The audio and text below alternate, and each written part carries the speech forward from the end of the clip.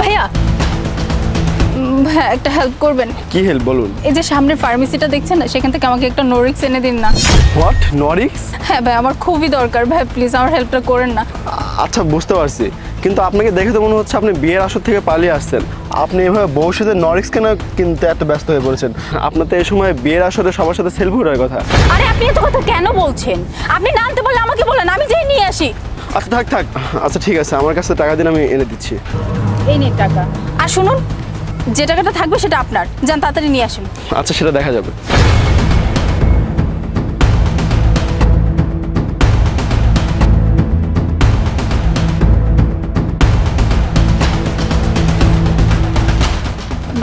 ভাই নিয়ে আসছেন, দিন। এখন বলতে হবে যে তোমার এটা কেন প্রয়োজন, তা না হলে আমি কখনোই তোমাকে দিব না এটা।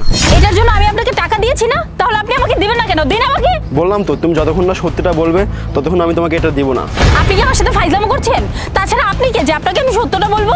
আমার শুনতে হবে, কারণ আমি তোমাকে চিনি। চিনি মানে?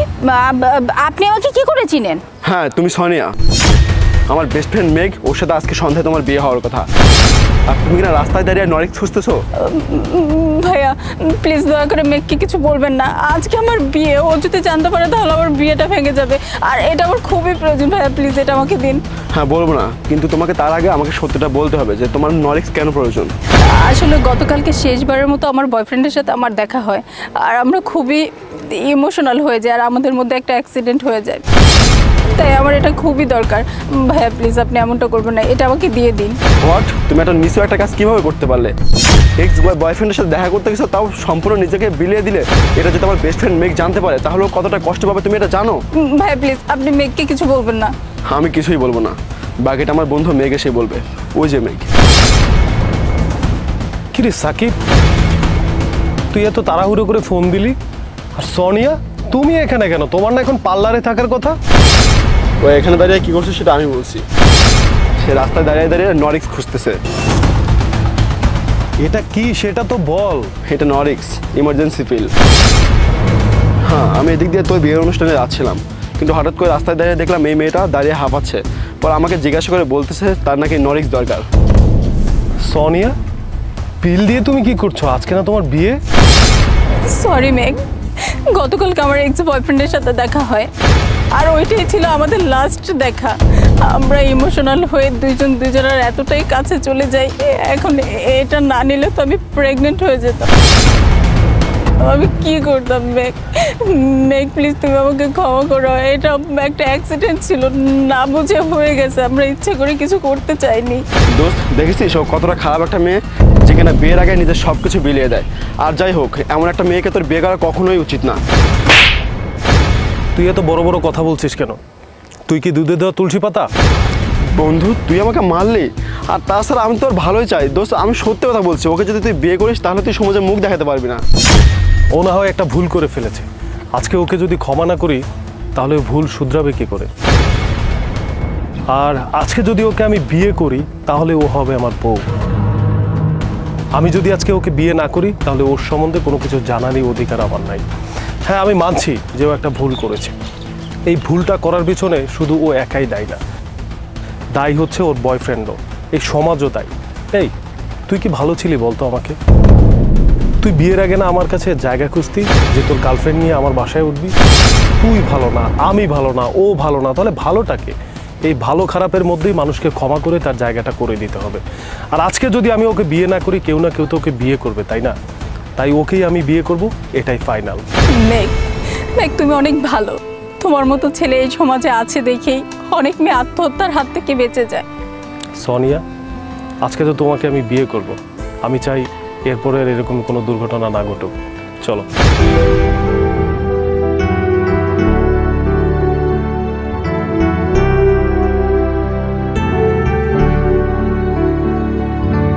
মেঘ তুই কিন্তু কাজটা একদম ঠিক করিস নি, আমি নিজে দেখেছি তোর কাছে খুচরা আছে, তারপরও কেন বললি তোর কাছে খুচরা টাকা নেই?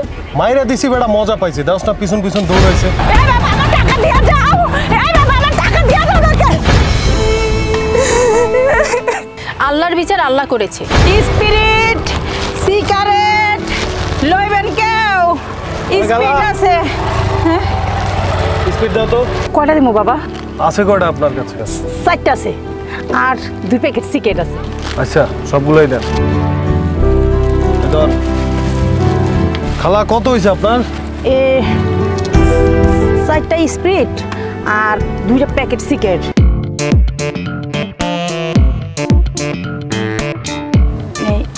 490 টাকা। 490 টাকা? আমার কাছে তো ভাঙতি নাই, আছে 1000 টাকার নোট। আমার কাছে তো এত টাকা নেই বাবা। ও একটা দোকান আছে, আপনি তাহলে খারান, আমি দেখি ভাঙতে আছে কিনা। হ্যাঁ আচ্ছা দেখেন। আচ্ছা।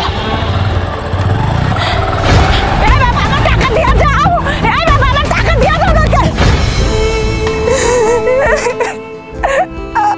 আমি সিগারেট আর স্পিড বেচে খাই, অথচ আমার টাকাটা না দিয়ে গেল গা।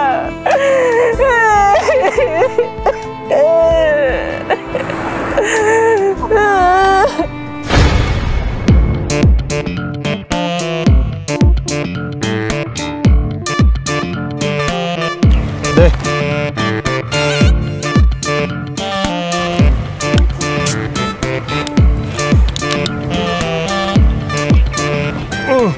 না খাবো না, তুই খা। এটা তো হারাম, আমি তো হারাম খাবো না। মেঘ তুই কিন্তু কাজটা একদম ঠিক করিস নি। আমি নিজে দেখেছি তোর কাছে খুচরা আছে, তারপরেও কেন বললি তোর কাছে খুচরা টাকা নেই? এত কথা কোসকা মাইরা দিছি, বেটা মজা পাইছি। দাস না পিছন পিছন দৌড়াইছে, আর ওনরা দেখছো সেগুলোর দাম কত চাই। মারছি ভালো হয়েছে, খাইলে খা, না খাইলে যা। খাবো না, তোরটা তুই খা। বাপ কত।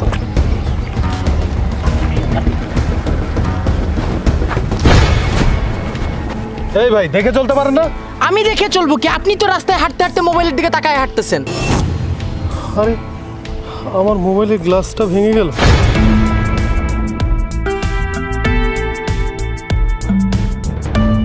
কিরে দোস্ত, তোর মন খারাপ কেন? কি হয়েছে?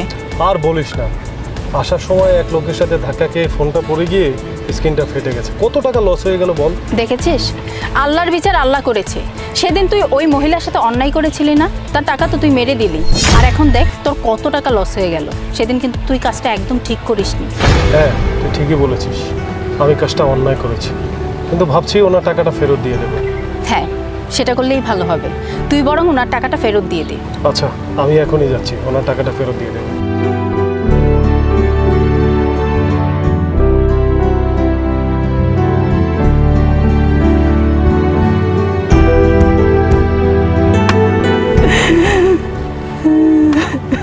খালা আপনি এই জায়গায় বসে আছেন, আপনার আমি কত খুঁজতেছি। আপনি আবার কি লেখা খোঁজেন? আমার কাছে তো চুরি করার মতো আর কিছুই নাই যে কি নেবেন। আপনি আমার কত বড় ক্ষতি করছেন আপনি জানেন? আমি এই সামান্য ব্যবসা দিয়ে আমার ঘর চালাইতাম, আপনার কারণে আমার ব্যবসাটা শেষ। আজকে 2 দিন ধরে আমার ঘরে চাল নাই, আমি 2 দিন ধরে না খাই রয়েছি। খালা আমি বুঝতে পারছি আমার অনেক ভুল হয়েছে, আপনি আমার মাফ করে দিয়েন। আসলে ওই দিন মজা করিয়ে কাজটা করছি, কিন্তু তারপর আমি রিয়েলাইজ করতে পারছি আপনার সাথে অনেক বড় অন্যায় করে ফেলছি। তো আপনি কোনো চিন্তা করেন না, এই যে আমি আপনার টাকা ফেরত দিতেছি। এই যে আপনার 500 টাকা আর সাথে আরও 2000 টাকা দিতেছি। এটা দিয়ে আপনি নতুন করে ব্যবসা শুরু করেন, আর আমার মাফ করে দিয়ে। আল্লাহ আপনার ভালো করুক বাবা।